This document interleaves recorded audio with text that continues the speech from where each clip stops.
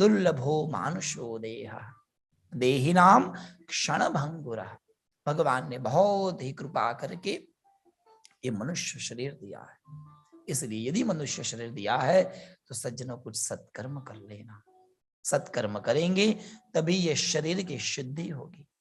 भगवान ने हमको ये शरीर रूपी चद्दर दी है हमारी आत्मा को।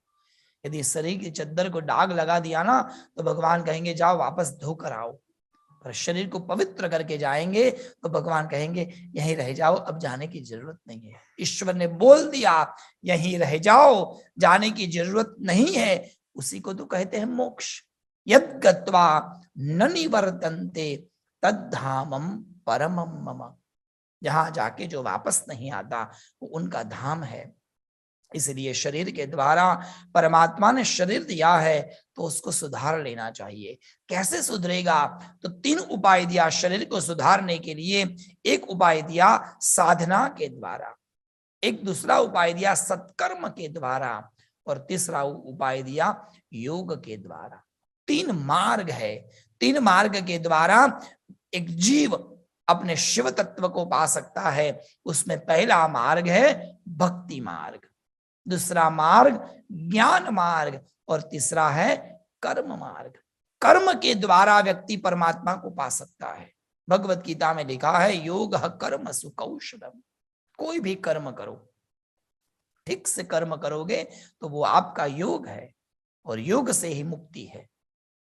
या तो उससे कर सकते हैं अथवा ज्ञान पाने से। शास्त्र पढ़ लीजिए, ज्ञान ले लीजिए, ज्ञान मिल जाएगा तो ज्ञान से मुक्ति मिल जाएगी। और यदि ज्ञान पाना संभव नहीं है, कर्म करना संभव नहीं है, तो तीसरा उपाय बताया, और वो है भगवान के शरणों में जाना, जिसको कहते हैं भक्ति मार्ग। कुछ मत सोचो, केवल उसके शरणों में चले जाओ।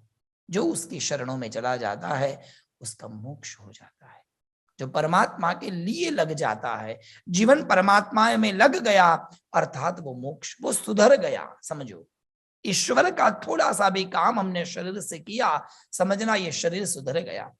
हम आनंद भाई तो 16 विद्यापीठ में गुरुजी रहे काफी समय तक, और जितू भाई ने भी 16 के जो ठाकुर जी हैं उनकी बहुत लंबी सेवा की। और उन्होंने तो खान की बात है, कई बातें नहीं कहनी चाहिए मगर कह देता हूँ, बोलो जय श्री कृष्ण। आप सब तो हमारे परिवार वाले हैं ना। छुप छुप के इनसे लड्डू भी बहुत खाए हमने वहां हवेली में।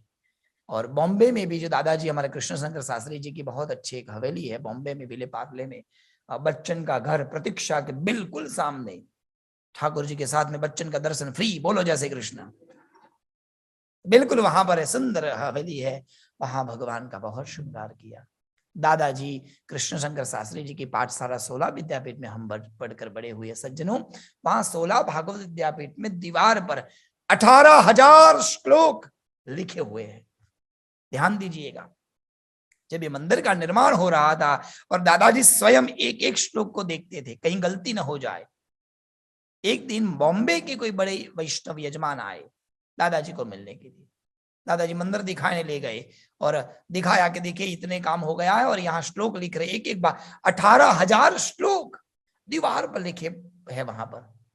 इसका नाम कल्पतरु प्रासाद है। पूरे भागवत ग्रंथ का ही उन्होंने स्थूल रूप में कल्पना करके मंदिर बनाया। 532 अध्याय है, इतने खंभे हैं उस मंदिर में ऊपर नीचे मिलकर। जितने स्कंद है भागवत में इतने दरवाजे हैं, 12 दरवाजे, एक एक दरवाजा एक एक स्कंद का प्रतीक है। 3 मुख्य शिखर है, अर्थात आधिदैविक, आदि भौतिक और आध्यात्मिक रूप से भागवत का ये कल्पतरु प्रासाद बना है। जब वैष्णव दर्शन करने आए, दादाजी ने दिखाया मंदिर, और जरा मजाक करने वाले वैष्णव थे। दादाजी की मजाक की, दादाजी बुरा मत लगाना, पर आपकी कथा सुन के लोग नहीं सुधरते, ये कौन पढ़ेगा? बोलो जय श्री कृष्ण। ये कौन पढ़ेगा और कौन सुधरेगा? दादाजी ने तुरंत आंख में आंख मिलाई और इतना ही कहा, कोई सुधरे कि न सुधरे, आप पत्थरों तो सुधरी जैसे ने, और कोई सुधरे न सुधरे, पर जिस पत्थर पर वो लिखा गया वो पत्थर तो सुधर गया ना, वो प्रभु के चरणों में लग गया साहब। देखिए कितनी सुंदर भावना है दादाजी की। ऐसे कई बातें थी।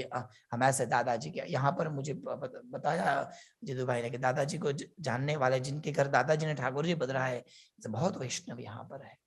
सज्जनों, आज हम जहां पर भी है वो केवल और केवल दादाजी की कृपा से है। बिल्कुल निनाद सत्य है।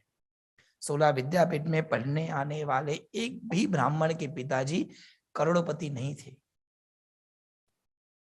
आज भी वहां पर कई ब्राह्मणों को बिल्कुल निःशुल्क पढ़ाया जाता है।